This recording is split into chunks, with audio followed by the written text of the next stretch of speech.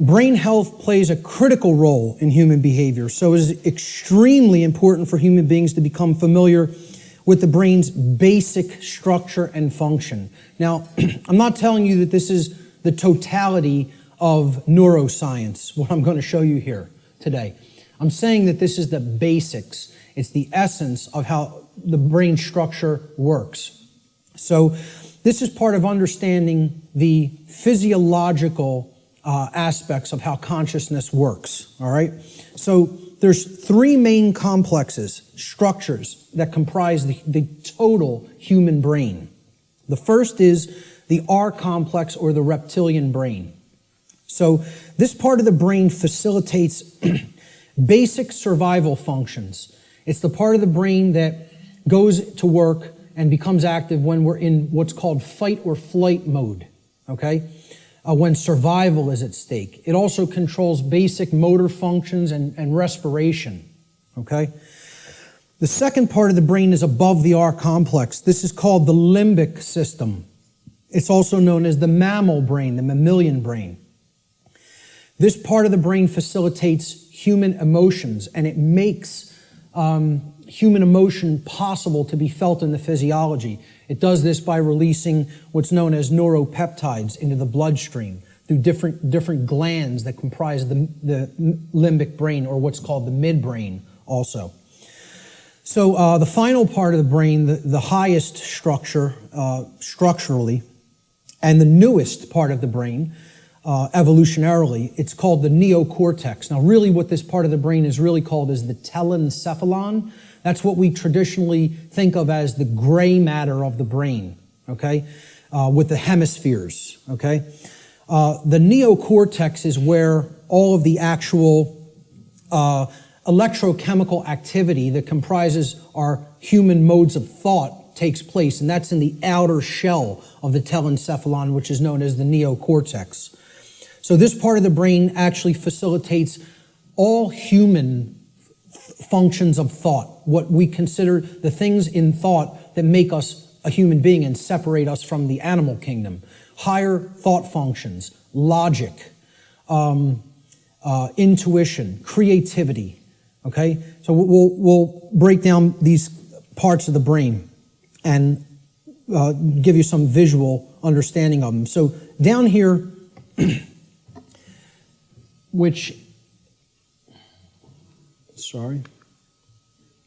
down here is the reptilian brain.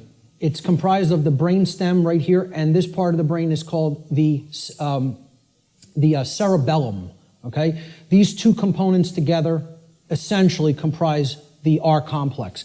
So again, the R complex is the lowest consciousness part of the brain. We don't do any thinking with this part of the brain. It's the reactive part of the brain. It reacts to stimulus. It's the stimulus response mechanism. Now, up here in this middle part of the brain, these are all the different glands like the hypothalamus, the thalamus, the pituitary and pineal glands, etc., that comprise the midbrain or the limbic system. All human emotions are facilitated, are made possible by this part of the brain, okay? So this part of the brain, if it wasn't working properly, you would not be able to experience a normal range of human emotions. This is part of what psychopathy is. Psychopaths, this part of the brain is not functioning properly, whether it be from a birth disorder or whether it be from conditions over one's life that if someone has stayed in chronically has numbed out this part of the brain and it is not functioning properly anymore, so the person's not actually experiencing a normal range of emotions. This part of the brain, which again is the telencephalon, this gray matter part with all of the grooves, etc., that's the neocortex. The neocortex is the outer casing, basically, of the telencephalon, the higher brain. It's the human brain, okay? Neo means new, so it's the newest part of the brain structure as far as evolutionary development of the human being goes. So this part of the brain facilitates all higher order thinking. Now, what you have to understand about the telencephalon, or the hemispheres of the brain, is that they're first of all bilaterally symmetrical, and they generally control different functions of thought. Now, I'm not telling you it's 100%. Neuroscience is more complicated than that, okay? But in general, the left hemisphere of the brain is what governs logic, analytical thought, and scientific and mathematical thinking, and also linear thought processes, okay? Physical world tasks and details, being able to break things down and analyze them, all right? So this is taking things apart, breaking them down into smaller components and analyzing the pieces. That's what the left brain does. You could look at it as a series processor. Okay, it has to go into this part first, then here, and then we could spit out the output. A linear process, like a series processor. Okay?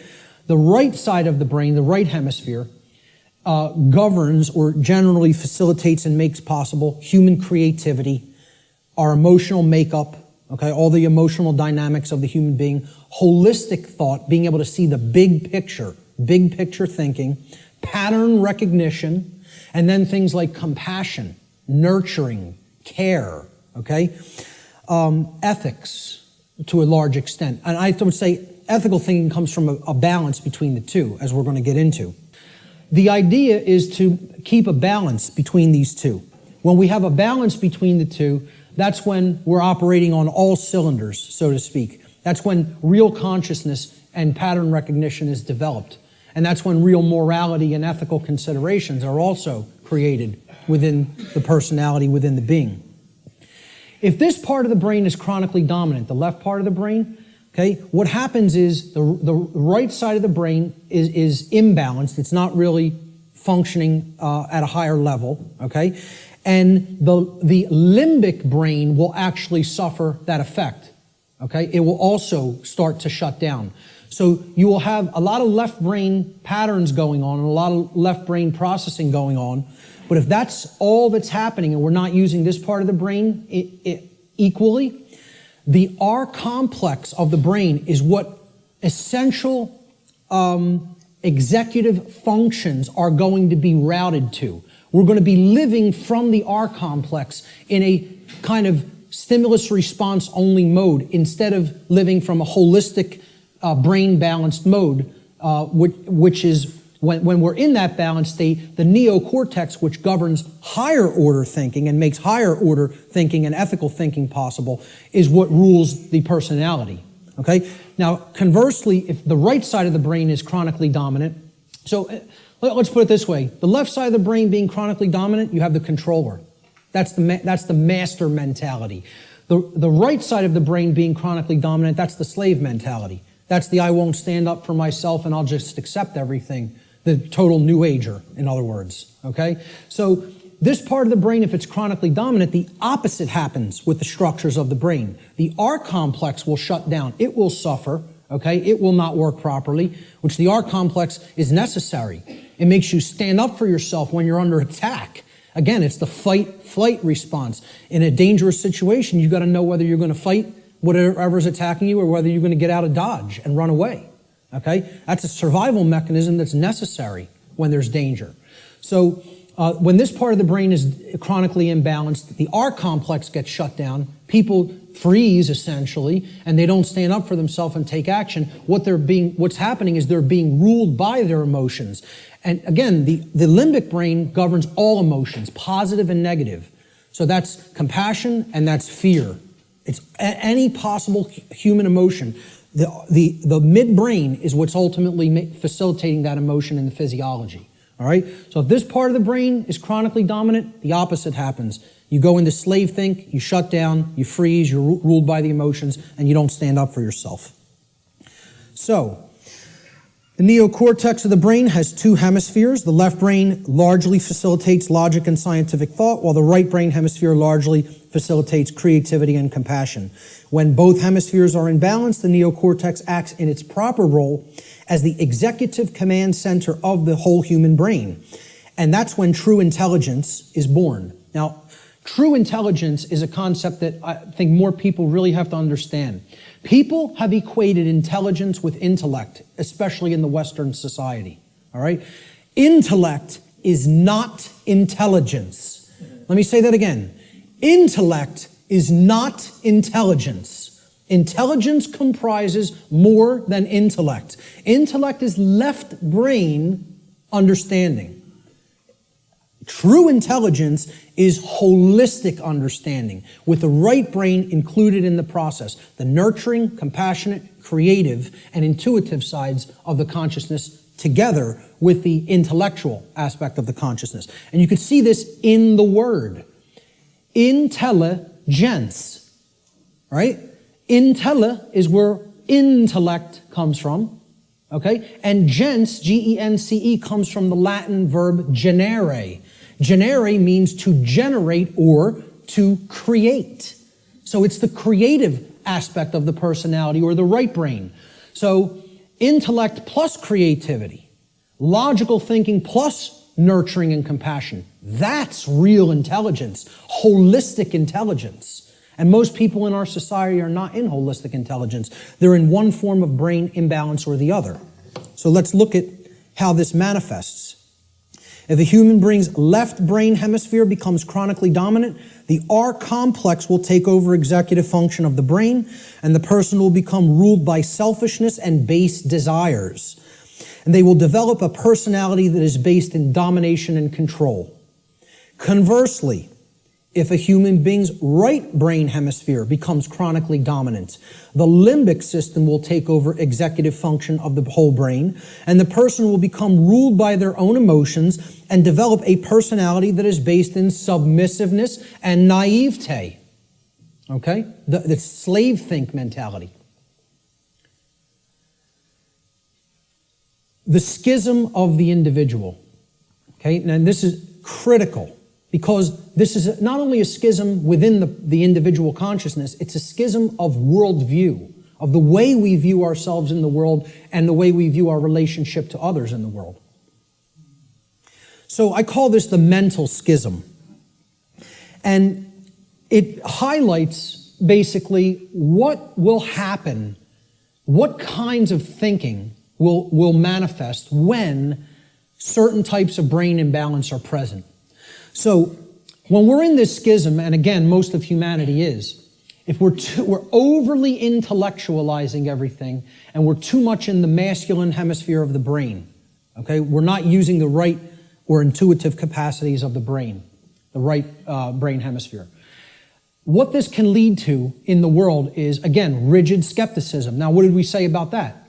It's not conducive to learning. People aren't really going to learn when they're rigidly skeptical. This is a hallmark of scientism. Scientismists, I don't know what other thing to call it, worshipers of the altar of scientism, okay, they have this rigid skepticism because they're purely intellectual.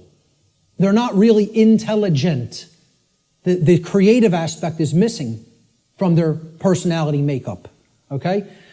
Atheism is a hallmark of overly dominant left brain thinking, because that, shuns all aspects of spiritual reality.